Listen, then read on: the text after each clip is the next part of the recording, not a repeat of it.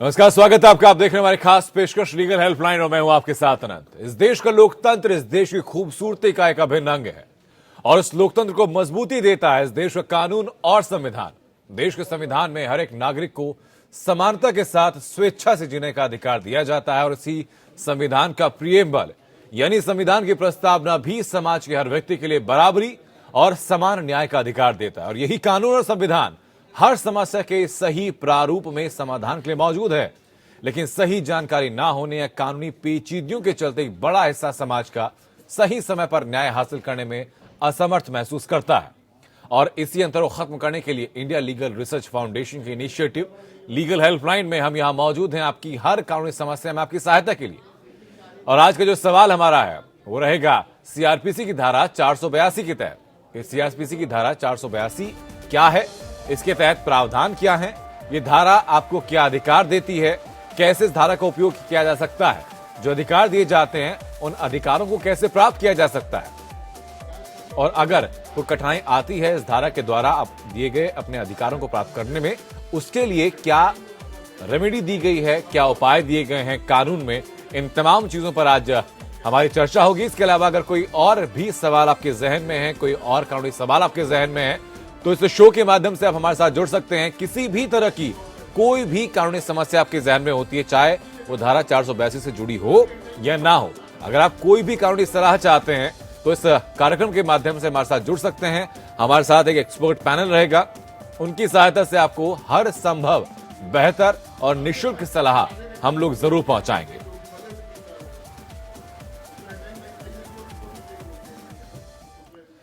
जो खास मेहमान हमारे साथ हैं उनका परिचय आपसे कराते हैं। हमारे साथ सुप्रीम कोर्ट अधिवक्ता के शर्मा जुड़ चुके हैं, हमारे साथ मनोज कुमार मिश्रा हैं, अधिवक्ता हैं Allahabad high court Lucknow bench से, और हमारे साथ सौरभ बसु हैं, अधिवक्ता हैं इलाहाबाद हाई कोर्ट से। बहुत स्वागत आप सभी लोगों का। शुरुआत के शर्मा साहब आपसे कि धारा 482 का जब जिक्र आता है तो सबसे पहले समझना जरूरी होता है कि 482 है क्या, ये कहता क्या है। देखिए, सीआरपीसी की धारा में ये प्रावधान किया गया है, यदि किसी को लगता है कि उसको गलत केस में, झूठे केस में पुलिस के सहयोग से या साजिश करके फंसाया गया है, तो उसमें प्रावधान है कि माननीय उच्च न्यायालय में वो अप्रोच करें और उस एफआईआर को या क्रिमिनल प्रोसीडिंग्स को आपके खिलाफ जो चल रही है, जो आपको लगता है आपके पास तमाम मटेरियल मौजूद है ये बताने के लिए कि आप निर्दोष हैं, तो उस स्थिति में ये 482 में हाई कोर्ट की बहुत ही इनहेरेंट पावर है और उस कानूनी जो क्रिमिनल प्रक्रियाएं हैं या आपके खिलाफ प्रोसीडिंग्स हैं या मुकदमा है, उसको नेसेंट स्टेज पर ही कोर्ट खत्म कर सकती है। जी, पहली चीज। जी, मनोज कुमार मिश्रा, मैं जानना चाहूंगा आपसे कि क्या सिर्फ अगर आपको लगता, अगर स्वयं जिस व्यक्ति के खिलाफ आरोप तय किए जा रहे हैं, जिसके ऊपर आरोप लगाए जा रहे हैं, क्या सिर्फ वही व्यक्ति इस बारे में अपनी एप्लीकेशन डाल सकता है या कोई और व्यक्ति भी? नहीं, पहले तो मैं आपको बता दूं 482 की जो पावर है जी, वो हाईकोर्ट को इनहेरेंट पावर है। एक तरीके से सीआरपीसी में जब किसी भी वादकारी के लिए सारे रास्ते बंद हो जाते हैं तो 482 की जो धारा है वो हाईकोर्ट को इनहेरेंट पावर देती है और वो तीन चीजों के लिए देती है: to secure the ends of justice, जी, to prevent the abuse of process of court, और तीसरी चीज to give effect and order of the court. इन तीनों चीजों को एग्जीक्यूट कराने के लिए, इन तीनों चीजों को सिक्योर कराने के लिए जी, कोई भी पक्ष जा सकता है, कोर्ट में जाकर के कह सकता है कि साहब हमारे साथ जो भी प्रोसीडिंग चल रही है, अगर वो प्रोसीडिंग कंटिन्यू की गई चलने के लिए, तो इससे जो कोर्ट का जो प्रोसेस है उसका एब्यूज होगा, मिसयूज होगा, और इस मिसयूज को रोकने के लिए इस प्रोसीडिंग को क्वैश किया जाना आवश्यक है।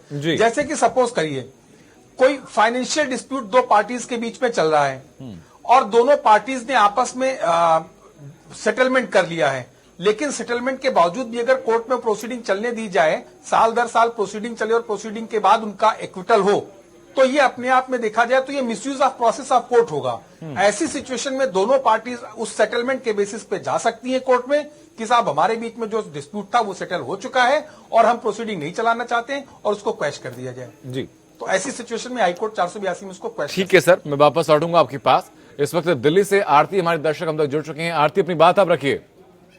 सर नमस्कार जी। नमस्कार आरती। सर मैं ये पूछना चाह रही हूँ कि मेरा ना वुमेन हेल्थ से केस ना एफआईआर रजिस्टर्ड होके ना थाने में आई हुई है, लेकिन आज थाने में आई भी सर 6 महीने से ऊपर हो गए हैं, तो क्या मेरी एफआईआर कोर्ट में अभी जाने में टाइम लगेगा या कभी हम पूछते हैं तो वो कहते हैं अभी हम बात करेंगे, ये करेंगे। कितना टाइम सर लगेगा, आप बता सकते हैं वैसे? ठीक है सौरभ बसु, मैं जानना चाहूंगा इससे पहले कि हम 482 के बारे में बात करें, आर्थिक की जो समस्या है इस बारे में आप क्या कहेंगे? देखिए 482 के तहत ही ये अपना मुकदमा हाईकोर्ट में एक एप्लीकेशन देके उसको जल्दी से न्याय देने के लिए, इन्वेस्टिगेशन फास्ट करने के लिए, क्विक प्रोसीडिंग करने के लिए इनहेरेंट पावर्स का यूज कर सकती हैं और हाईकोर्ट में जाके 482 पिटिशन डाल के उसकी प्रोसीडिंग को जल्दी करने के लिए इंतजार कर सकती हैं। जी। ये सौरभ बसु का सवाल ये कि क्या ऐसी कोई टाइमलाइन है कि वुमेन सेल में उन्होंने मुकदमा अपना शिकायत की, वहां से मामला थाने में आ चुका है, थाने में 2 महीने से पेंडिंग है, तो क्या कोई ऐसा प्रोसीजर है या ऐसा कोई प्रावधान है जिसमें डिफाइन किया गया हो कि थाने को कितने वक्त के अंदर अंदर एफआईआर को लेकर कोर्ट में जाना होता है? देखिए कोर्ट में इनको इन्वेस्टिगेशन करने की जो प्रक्रिया दी गई है वो चार्जशीट दाखिल करने के 90 दिन का समय दिया गया है। तो 3 महीने के अंदर अगर इन्होंने नहीं किया है तो इनको देना पड़ेगा कि क्या इन्वेस्टिगेशन इनका चल रहा है। जैसे इन्होंने कहा कि 2 महीने 4 महीने से ये पेंडिंग है, तो इसीलिए मैं कह रहा हूं कि इन्वेस्टिगेशन फास्ट करने के लिए इनके पास एक प्रोसीजर है कि ये चाहे तो 482 में जाए या क्रिमिनल रिट के तहत 226 कॉन्स्टिट्यूशन में प्रोवाइडेड है कि उसको इमीडिएट इफेक्ट देने के लिए, इन्वेस्टिगेशन फास्ट करने के लिए आप एक प्रोसीडिंग अपना सकते हैं, हाई कोर्ट में जा सकते हैं। जी ठीक है, इसी बारे में के शर्मा भी कुछ कहना चाहते हैं। देखिए मैं बस थोड़ा सा जोड़ देता हूँ, जी इनके लिए आसान रहेगा क्योंकि कई बार इनका फोन आता है। देखिए आप कंसर्न मजिस्ट्रेट के यहाँ पे या जो भी जज साहब होंगे आपके, वहाँ पे एक मॉनिटरिंग की एप्लीकेशन लगा सकते हैं और वहाँ से वो थाने से स्टेटस रिपोर्ट मंगा लेंगे कि उसमें चल क्या रहा है, क्या चार्जशीट उन्होंने तैयार कर ली है या कितने समय में फाइल करने वाले हैं। वो मुझे लगता है इनके लिए आसान होगा थोड़ा सा। जी ठीक है, यानी आरती ये बात साफ है कि 3 महीने का वक्त दिया जाता है कानून के मुताबिक कि 3 महीने के अंदर अंदर उनको इन्वेस्टिगेशन करके चार्जशीट दाखिल करनी होती है। 3 महीने तक आप इंतजार भी कर सकती हैं और चाहती हैं कि पहले कुछ हो तो इस बारे में आप सीधा अदालत का रुख करके स्टेटस रिपोर्ट मंगा सकती हैं। बहुत शुक्रिया आपका हम तक जुड़ने के लिए। लेकिन जानना चाहूंगा सौरभ बसु आप ही से इस मामले को लेकर कि 2 चीजें यहां पर हैं। पहला जो कहा के शर्मा साहब ने कि अगर किसी व्यक्ति को लगता है कि उसके खिलाफ जो कोर्ट में मामला चल रहा है वो गलत है, और मनोज कुमार मिश्रा जी ने कहा कि अगर दोनों पार्टियां समझौता कर लेते हैं समझौते के बाद भी जा सकती हैं, तो क्या दोनों पक्षों का अदालत में जाने का तरीका एक ही होगा या अलग अलग होगा? देखिए ये जो प्रोसेस है, ये अगर मान लीजिए कोई एफआईआर दर्ज होता है तो एफआईआर दर्ज होने के बाद इन्वेस्टिगेशन चलेगा। अगर मान लीजिए कोई किसी ने गलत आपके ऊपर एक्विजिशंस लगाए हैं तो वो आप इमीडिएटली चैलेंज कर सकते हैं। उसकी प्रोसीडिंग आपको एफआईआर क्वॉशिंग के तहत होगी। तो एफआईआर क्वॉशिंग की जो प्रोसेस होती है वो आप पूरी चार्जेस जो आपके खिलाफ लगाए जा रहे हैं उसको देखा जाएगा, मीट आउट किया जाएगा। बहुत से ऐसे चार्जेस हैं जो कि कंपाउंडेड है, कंपाउंडेबल है, सीआरपीसी के तहत 320 में प्रोवाइडेड है कि आप ये चार्जेस हैं, तो उसमें आपका एक प्रोसेस दिया गया है कि आप उसकी कॉम्प्रोमाइज कर सकते हैं। जैसे कि आप चीटिंग के केसेस में है, फ्रॉड के, फॉर्जरी में है कि किसी से धोखाधड़ी किया गया है तो आपने पैसा ले लिया है, नहीं दिया है, तो वो मीडिएशन के तहत वो हो सकता है। तो 320 में प्रोवाइडेड है। जहां पे ये रेप, डेकॉयटी या मर्डर की बात होती है, जहां पे ये हीनियस क्राइम्स है, सीरियस ऑफेंसेस हैं, वहां पे कोर्ट अगर आप कॉम्प्रोमाइज करना भी चाहते हैं तब भी आप वो एक दायरे में रह के उसको दिया जाता है और एफआईआर की पूरी प्रोसीडिंग होती है। ठीक है सर, इस बारे में हम लोग और जानकारी लेंगे आपसे। मध्य प्रदेश से हमारे दर्शक अक्षय हमारे साथ जुड़ चुके हैं। अक्षय अपनी बात आप रखें। जी सर। जी सर मैं अक्षय जैन बात कर रहा हूँ। बताइए सर। सर मैंने एक एफडी बनवाई थी मध्य भारत ग्रामीण बैंक में। जी हेलो। जी जी अपनी बात आप रखिए। हाँ सर, मैंने एक एफडी बनवाई थी मध्य भारत ग्रामीण बैंक अपने यहाँ टीकमगढ़ में। जी ठीक है सर, तो उसमें मैंने 50,000 रुपए जमा किए थे। जी ठीक है, ठीक है। और सर उस एफडी में सर मुझे 60,082 रुपए मिलना थे जी 1 साल बाद। लेकिन सर मैं जब वो एफडी, मुझे पैसों की आवश्यकता नहीं थी और मैं ब्रांच गया, मैंने उस एफडी को आगे बढ़वाया तो 33,700 कुछ रुपए, 33,775 रुपए मूलधन राशि बनाकर उसको आगे बढ़ा दिया गया। मैंने ब्रांच मैनेजर से पूछा कि सर ये 17,000 रुपये तो मेरे प्राइमरी राशि है जो उसमें से काट लिए गए। तो उन्होंने बताया ये टैक्स काट लिया गया आपका। तो सर मैंने और ऊंची वाली ब्रांच में बात की, ऊपर गया तो बताया कि सर मैंने 50,000 रुपये तो डाले ही थे, इसमें अगर आप काटते भी हैं तो हमारे ब्याज में से पैसे काटे जाएं। लेकिन ऐसा नहीं हुआ सर, और जो 50,000 रुपये मैंने जमा किए थे उसमें से ही 17,000 रुपये और माइनस कर लिए गए। जी टोटल 27,000 रुपये हमारे काट लिए गए थे। ठीक है अक्षय, इस संबंध में सबसे पहले जरूरी होता है कि जो आपने एफडी कराई थी उसमें जो टर्म्स एंड कंडीशंस थी बैंक की तरफ से वो क्या थी, ये जानना पहले जरूरी होता है। लेकिन मनोज कुमार मिश्रा, मैं जानना चाहूंगा आपसे कि अगर ऐसा इकोनॉमिक ऑफेंस किसी के साथ होता है तो क्या प्रावधान अपना सकता है? नहीं, जैसे कि ये बता रहे हैं कि 50,000 रुपए की एफडी कराई गई और उसके बाद जब ये उसको एनकैश कराने के लिए गए तो इनको 17,000 रुपए काट लिए गए। ये तो प्रैक्टिकली पॉसिबल ही नहीं लगती है इनकी बात, क्योंकि जो डिडक्शन भी होगा वो इनकी इनकम पे होगा। 50,000 रुपए इन्होंने जमा किया है, जो ब्याज उनका मिलता वो ब्याज अगर टैक्सेबल अमाउंट के अंदर आ रहा होता तो उनका टैक्स कटता। लेकिन अगर ये कहिए कि इस अमाउंट पे ही इनको काट लिया गया, शायद समझने में इनको कहीं कुछ कंफ्यूजन है। जो इन्होंने एफडी कराई होगी उसके टर्म्स एंड कंडीशन में जरूर कुछ इस तरीके का रहा होगा जो ये समझ नहीं पा रहे हैं। और अदरवाइज जैसा कि ये केस बता रहे हैं तो उस चीज के लिए सीधे ये एक फ्रॉड का एक एफआईआर करा सकते हैं कि इनके साथ धोखाधड़ी की गई है। ठीक है अक्षय, मैं समझता हूं कि आपको बेहतर जानकारी इस संबंध में मिली है। के शर्मा, वापस अगर हम लोग बात करेंगे 482 के बारे में, तो 482 के तहत अगर कोई अपना जो केस है वो आगे ले जाना चाहता है तो उसको क्या क्या तरीके अपनाने होंगे और क्या क्या ग्राउंड्स रहते हैं कि किन किन परिस्थितियों में वो इस धारा का इस्तेमाल कर सकता है? देखिए, ये सामान्यतया इसमें हाई कोर्ट जो पावर्स का इस्तेमाल करती है वो बहुत ही सावधानी से, कॉशियसली और स्पेयरिंगली करती है। ऐसा नहीं है कि किसी केस में आप चले गए। देखिए, जो मुकदमे सीवियर नेचर के हैं या समाज के खिलाफ जो मुकदमे होते हैं, जैसे हमारे साथी ने बताया था, डकैती, मर्डर, रेप, इकोनॉमिक ऑफेंसेज, यदि किसी पब्लिक सर्वेंट पे रिश्वत का आरोप है तो इस प्रकार के जो ऑफेंसेज होते हैं वो उसमें क्वेश्चन नहीं किए जा सकते। अब प्रश्न है कि किस प्रकार के केस इसमें क्वेश्चन किए जा सकते हैं या रद्द किए जा सकते हैं। देखिए, पहले तो जो केसेस सिविल नेचर के हैं, जैसे चीटिंग कहा, चीटिंग में यदि हुई है तो रिकवरी का आप डाल सकते हैं। तो चीटिंग के मुकदमे या वैवाहिक संबंधों के मुकदमे या कोई मुकदमा कमर्शियल ट्रांजैक्शन से अराइजिंग आउट हुआ है वो मुकदमे, या इस प्रकार के जो ऑफेंसेज हैं जो इंडिविजुअल नेचर के हैं, जैसे मान लीजिए पति पत्नी का झगड़ा है उसमें भी मुकदमा केस हो सकता है। या जैसे मेरे साथी ने कहा 320 सीआरपीसी में कुछ ऐसे केसेस हैं जो कोर्ट की कंसेंट के बाद केस खत्म किए जाते हैं कंप्रोमाइज के बेसिस पे, और कुछ में कोर्ट की परमिशन की आवश्यकता नहीं होती। लेकिन अभी हाल ही में सुप्रीम कोर्ट का जजमेंट आया है, 307 की एफआईआर थी। उन्होंने कहा है, देखिए, अभियुक्त और जो शिकायत करता है उनके बीच में यदि कोई कंप्रोमाइज हुआ है तो ये आवश्यक नहीं है कि आपकी एफआईआर को या आपके खिलाफ जो कार्रवाई चल रही है क्रिमिनल कोर्ट में वो आपके खिलाफ से खत्म कर दी जाए। देखिए, उसमें कंसीडरेशन ये भी है कि ऐसा भी नहीं है कि केवल मात्र 307 की धारा उसमें आने से मामला क्वेश्चन नहीं होगा।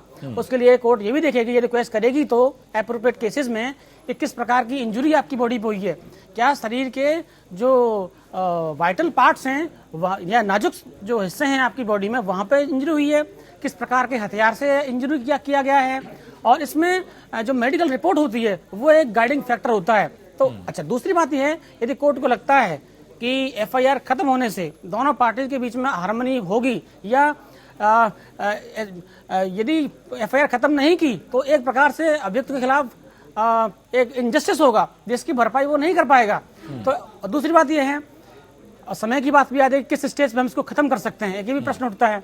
तो देखिए, कई सारे जजमेंट्स हैं माननीय उच्च न्यायालय के, उच्चतम न्यायालय की भी हैं, उसमें साफ साफ है। देखिए, एफआईआर जब दर्ज होती है तो उसके बाद भी आप जा सकते हैं। इवन चार्ज फ्रेम यदि आपके केस में हो गए हैं उस समय तक भी आप कोर्ट में क्वेश्चन के लिए या केस रद्द करने के लिए आप जा सकते हैं जी। कई केसेस में तो ऐसा देखा गया है कि जहां चार्ज ही फ्रेम हो गए हैं और गवाही भी थोड़ी थोड़ी शुरू हुई है, वहां पर भी कोर्ट ने क्वेश्चन किया है। लेकिन उन केसों में जहां पर चार्ज फ्रेम हो जाते हैं कोर्ट जो है बहुत कम ही क्वेश्चन करता है जी। ठीक है सर, इस वक्त नवीन हमारे दर्शक जुड़ चुके हैं हमारे साथ बिहार से। नवीन, अपनी बात आप रखें। जी सर। नमस्कार सर। नमस्कार नवीन, सर हमारे साथ भी एक समस्या है सर। बताइए सर। हम सर प्रखंड में कार्यरत हैं सर, मोहड़ा प्रखंड में, गया जिला के जी। और हम पर जो है सर एक फोर्स केस जो है हरजन कर दिया गया है। और उसका प्रोसेस ये हुआ है सर कि ये गुप्त रूप से किया गया है। पुलिस जो है और हरजन किए हुए सर लगभग साल भर हो गए सर। पिछला साल 2017 में ही जो है 20 दिसंबर को केस किया गया था, लेकिन हम लोग को जानकारी हुई 21 जून को जी 2017 को जी 2018 को ही सर जी। दिसंबर 17 में तो केस ही हुआ। और जब हम लोग को जो सूचना मिलती है उस समय एसपी साहब प्रतिवेदन 2 तक निकाल चुके थे और हम लोग 5 अभियुक्त से 5 का हम लोग को नाम ट्रू कर चुके थे। और उसमें जो है हम नियमित कर्मी थे। एक हमारे चाचा थे जो 85 साल के बूढ़ा है, समझे कि ना, उसमें और 3 आदमी का नाम था जी। उसके बाद जो है मेरा एक भाई जो है खटाल चलाता था, बराबर थाना में जाता था। उसको जब पुलिस धर लिया तो हम लोग को जानकारी हुई कि हम लोग पर केस भी है। उसके बाद हम सभी जगह आवेदन दिए सर, थाना से लेकर के मैंने डीएसपी, एसपी, डीजीपी, मैंने आईजी, डीआईजी जितने भी हैं, मुख्यमंत्री तक भी आवेदन दिया गया जी। तो उस पर संयुक्त बैठक हुई एसपी साहब का, और उसमें बैठक कर करके जो है हम पर जैसे केस है कि मनबाजी केस किया है कि अपने जमीन में हम खलिहान देखने गए थे। आई अभियुक्त गण जो है सब आकर के खलिहान लूट रहे थे, मेरा पेड़ काट रहे थे, समझे कि नहीं। यानी 379 दफा भी लगा हुआ है और 33 इंडियन फॉरेस्ट एक्ट भी लगा हुआ था। लेकिन एसपी साहब संयुक्त बैठक करके 379 को भी हटा दिए, इंडियन फॉरेस्ट एक्ट को भी हटा दिए। बोले कि नहीं पेड़ कटा है, नहीं खलिहान लुटाया है। और जो ऑन स्पॉट जो केस किया है वादी सर कि 98 खाता 358 प्लॉट जो है वो मेरा है, वादी सन 1989 में ही वो मेरे घर के परिवार के नाम से रजिस्ट्री कर चुका है पूरा जमीन। तो स्पॉट भी सर मेरा। इस बारे में ये बताइए सर, आप हमसे क्या चाहते हैं इस संबंध में? मैं वहाँ पर जा रहा हूँ सर। तो जब स्पॉट भी सर मेरा है और पुलिस क्या की है कि इस पर सर चार्जशीटेड कर दिया, बस ये 3 आदमी पर, 2 आदमी को नाम हटा दिया, मेरा और एक चाचा जो उनका, और जो है 3 को पर चार्जशीटेड कर दिया, जबकि स्पॉट भी है मेरा है। उसमें पुलिस मात्र 3 आदमी को जो है एफआईआर में प्राथमिकी में जो गवाह था उस सब का बयान लिखा है, जिसमें एक उसका पुत्र है। एक ऐसा आदमी है सर कि मांझी का नाम है, हमारे मांझी समुदाय के आदमी गांव में रहते ही नहीं है। अब मेरे गांव का एड्रेस है मैंने, और पुलिस आज तक नहीं आई है सर, और चार्जशीटेड कर दिया। तो बिना मतलब का सर हमको कोर्ट में परेशान करेगा ये लोग 5 साल। जी चलिए ठीक है, आपकी बात मैं समझा हूं सर काफी हद तक। मनोज कुमार मिश्रा साहब, क्या आप इनको सलाह देंगे इस संबंध में? नहीं, मैं तो इनको सिर्फ इतनी सी सलाह दूंगा कि जैसा ये बता रहे हैं कि सारी चीजें इनके फेवर में रखी हुई, तो बेहतर है कि ये 482 में जाएं और ये दिखा सकते हैं अगर कि इनके साथ जो प्रोसीडिंग चल रही है अगर उसको कंटिन्यू करने दिया गया तो वो abuse of process of court होगा, तो निश्चित तौर पे इनको रिलीफ मिलेगी। अदरवाइज ये सारे डॉक्यूमेंट्स लेकर के अपना चार्ज पे बहस करें और कोर्ट इनको डिस्चार्ज करने लायक कोर्ट होगा, केस होगा तो डिस्चार्ज करेगी, अदरवाइज ये ट्रायल फेस करेंगे। चलिए ठीक है। के शर्मा साहब भी कुछ ऐड करना चाहते हैं सर? मैं वापस आऊंगा आपके पास। के शर्मा साहब देखिए, ऐड इतना ही है, जब ये कह रहे हैं कि मुझे लग रहा है कि इनकी जो परेशानी है वो ये है कि इनएप्रोप्रिएटली चार्जशीट किया है जी। ये कह रहे हैं कि इनके पास वहाँ थे नहीं, प्लीएफ अली भी कह रहे हैं कि ये वहाँ थे नहीं। फिर भी देखिए, इसमें तो जैसे हमारे साथी ने कहा है वही प्रोसेस है, आप उच्च न्यायालय में जाएं, वहाँ का रुख करें और आपके पास जो आपके फेवर के डॉक्यूमेंट्स हैं वो लगाएं।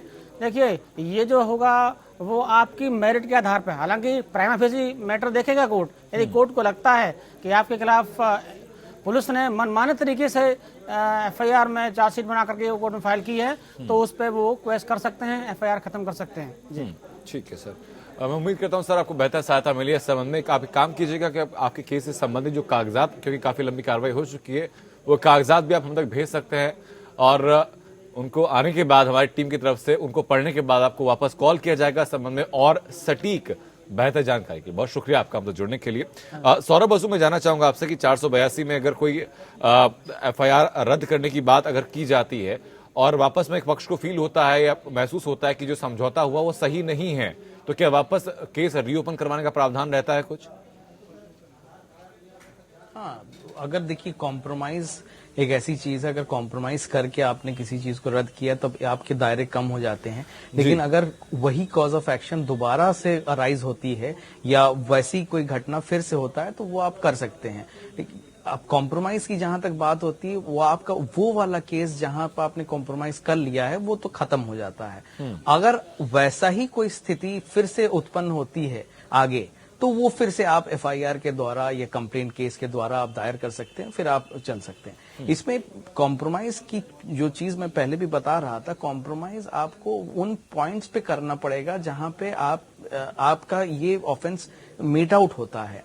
आपको ऐसे चीजों पे आप कॉम्प्रोमाइज नहीं कर सकते हैं जहां पे आपका हीनियस क्राइम हुआ है। आपका ये जो कहना, आपका मान लीजिए कोई धोखाधड़ी का केस है, तो धोखाधड़ी के केस में एक बार उन्होंने दिया, अगर वो हैबिचुअल ऑफेंडर है, अब बार बार यही चीज दोहराते हैं, तो अगर फिर से हुआ है तो ये पार्टीज के ऊपर है कि आप मान लीजिए कोई कंपनी का मैटर है, कंपनी में पार्टनरशिप चल रही है, पार्टनरशिप से आपका ट्रांजैक्शंस हो रहे हैं, एक बार आपने कॉम्प्रोमाइज करके वो केस हटा दिया, दोबारा से फिर से वही कंपनी, फिर से वही पार्टनरशिप में ट्रांजैक्शंस में प्रॉब्लम्स आती है, तब आप फिर से उसी चीज को फिर से आप रिपीट करेंगे और एफआईआर किया जाएगा, उसी का इन्वेस्टिगेशन होगा। तब ये आपका जो क्वेश्चन है कि आपने फिर से उसको दोहरा सकते हैं कि नहीं, आप फिर से उसकी कॉज ऑफ एक्शन चेंज हो जाएगा वहां पर। पहले के कॉज ऑफ एक्शन वहीं एंड हो जाता है जहां पे आपने कॉम्प्रोमाइज कर लिया है। तब ये दोनों पार्टी, ये कॉम्प्रोमाइज आपके घर में या कहीं पर नहीं होगा, ये कॉम्प्रोमाइज की डीड जो है आप कोर्ट में पेश करेंगे और ये एक लीगल डॉक्यूमेंट बनेगा।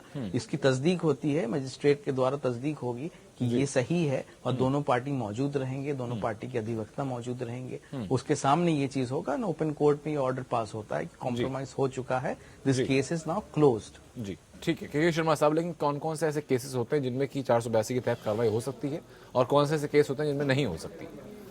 देखिए, सीवियर प्रकार के जो केसेस हैं, जैसे करप्शन के केसेस, जैसे रेप, मर्डर, डकैती, इस प्रकार की गंभीर धाराओं में जब मुकदमा दर्ज होता है उसमें वो केस नहीं होते। दूसरा, जैसे मैंने कहा पहले भी, सिविल नेचर के जितने केसेस हैं जिनको क्रिमिनल बना दिया गया है, उस प्रकार के, जैसे चीटिंग है, फॉर्जरी है, ये केसेस छोटे छोटे केसेस हैं।